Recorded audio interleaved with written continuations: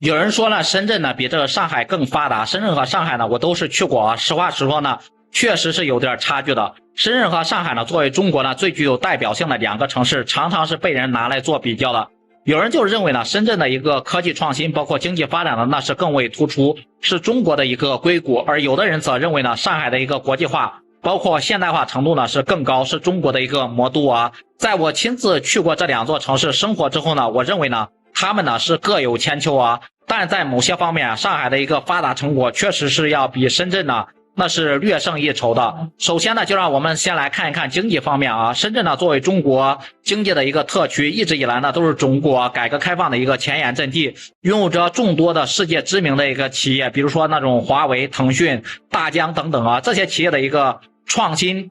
力，包括竞争力呢，都是处于世界的一个领先水平，为深圳呢这个城市的经济发展是做出了巨大的一个贡献。上海呢，作为中国的一个经济中心，包括金融中心啊，其经济的一个规模和影响力呢，要比上海呢是更为广泛，甚至更加深远啊。上海呢，拥有着世界级最大的一个港口之一啊，以及众多的一个跨国公司的总部，包括金融机构，其在国际上的一个地位，包括在国际舞台上啊，也有着举足轻重的一个地位嘛。其次呢，从城市的一个建设和规划方面来看啊，深圳和上海呢都有着较高的一个现代化水平。深圳的一个城市建设呢，可能更加偏向于现代化、整洁有序，而上海呢，可能更加注重于历史文化的一个保护和传承啊。在细节方面呢，我认为上海做的是更好的。上海的一个道路，包括建筑，包括它的一个公共的一个设施啊，设计的可能是更加的人性化，更加注重细节啊，更加的注重市民的一个需求和体验感。上海的一个绿化环境保护呢，也是做的更加的好，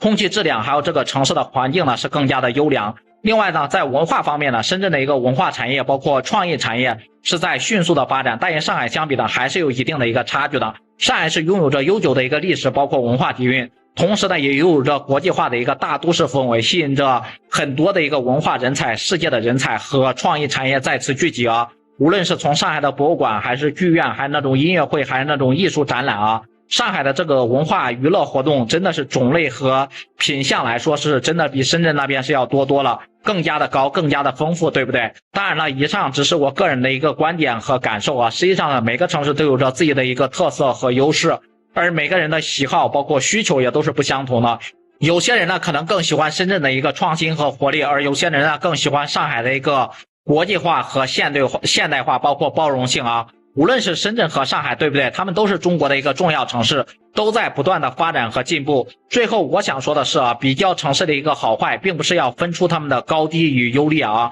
而是为了更好的了解和认同不同城市的一个文化。我们应该呢尊重每个城市的一个特色，包括他们的发展历程，同时呢也应该学习和借鉴其他城市的一个优点和经验。只有这样的话呢，我们才能更好的推动城市的可持续发展和提高人民的生活水平。总之呢，深圳和上海呢都是中国杰出的代表城市，他们呢在不同的领域都各自拥有着各自的优势和特色啊。我们应该呢以开放的一个心态去欣赏呢这两座城市，对不对？同时呢也应该鼓励他们继续的发挥自己的优势和特色，为中国的发展包括社会的发展呢做出更大的贡献啊！不知道大家都有没有去过深圳和上海这两座城市，更喜欢哪一座呢？也欢迎在评论区里面留言讨论。